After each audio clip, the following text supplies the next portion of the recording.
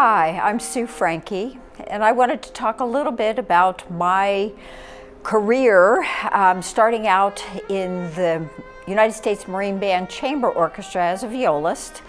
I grew up in a family of musicians. My dad was a trumpet player in the Marine Band, and so I had been associated with music from early childhood. My mother was a piano teacher, and it just seemed like a normal course of action to become a musician. It was interesting. When I was in 5th and 6th grade, I actually played trumpet for a period of time, but my dad strongly encouraged me to switch to a string instrument, saying that at that time there were no brass players in the Marine Band, and so there wouldn't be much of a career for a woman brass player, but there were a lot of string players in the major symphony orchestras. So why don't you switch to a string instrument, which is why I eventually picked up viola in 7th grade and then just continued with that.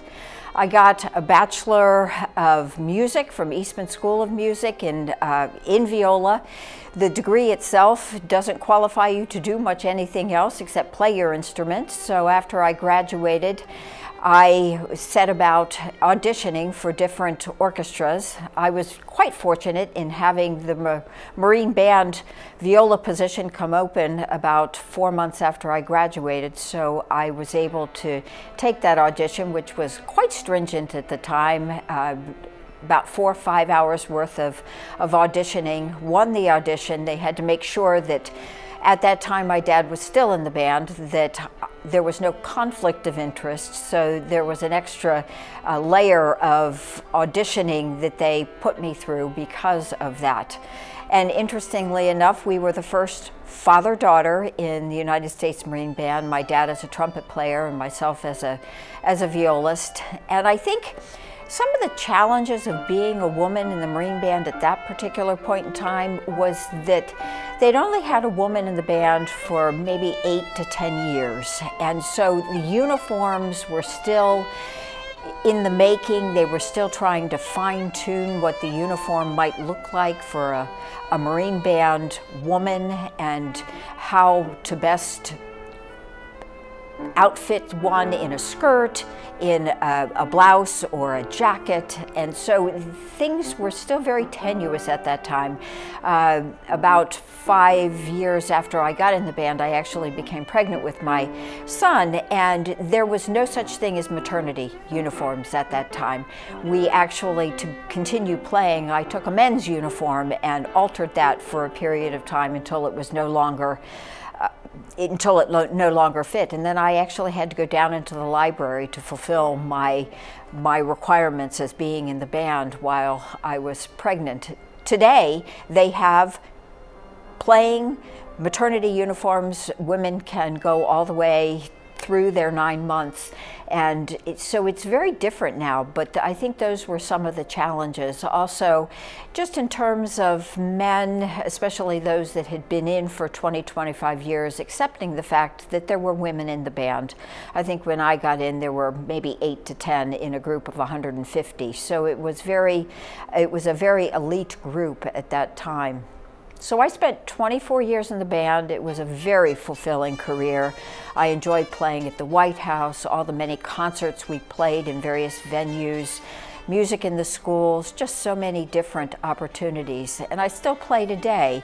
But having been a musician since the age of 5 and really having devoted most of my life to music, other than my children and family, I really felt that life was too short to just specialize in one thing. So while I was in the band, I went and got my Master's of Social Work and actually held the degree for 2 years before I retired. And after retirement, I had pursued a social work degree right here at Green Springs, a social work position right here at Green Spring, and I actually started work here a month before I retired, and so I was working here during the day in December of 2004, and then going, because it was December and there were a lot of Christmas parties at the White House, I'd work here in the morning and then go and work at the White House in the evenings, and so I would did that for 3 to 4 weeks before I was ready to retire from the Marine Band, and then sort of fulfilled my position here. And it's been a very fulfilling career for me too. That idea of being able to be here at Green Springs, such a caring community, one of helping each other, being there for each other, being part of a social work team, or now what we're called resident services coordinators, and being there for you, the residents, to be able to help with those services, with transitions from one level of care to another, and just being part of the community. I think one of my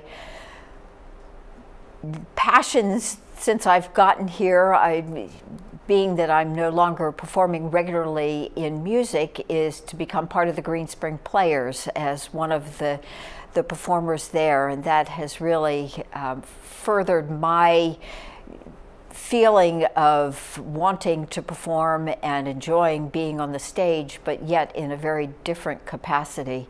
And I must say, I enjoyed my 24 years in the Marine Band, and I've been here 14 and a half years now, and have thoroughly enjoyed my career here as a woman as part of Green Spring.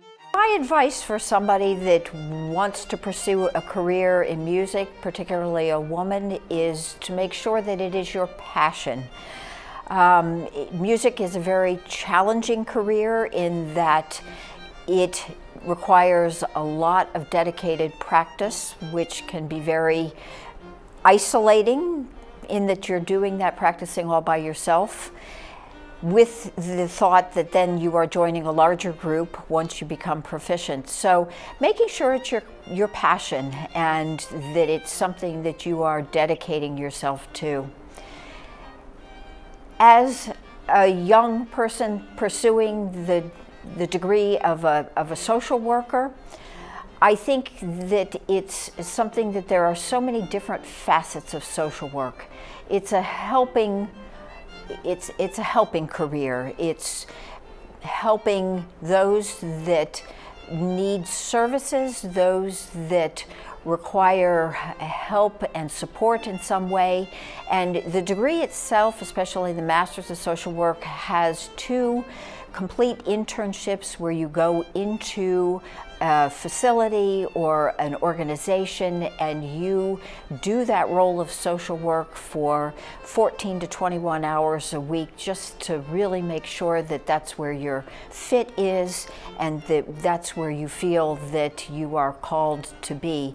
So I think it's looking at whether you feel that that's your niche, but then also knowing that if you feel that social work is a good fit for you, that there are so many different facets, from working with infants, babies, to toddlers, elementary school children, on up into this community where I'm working with the older adults. And so there are so many different opportunities to be able to help and to be a part of the community.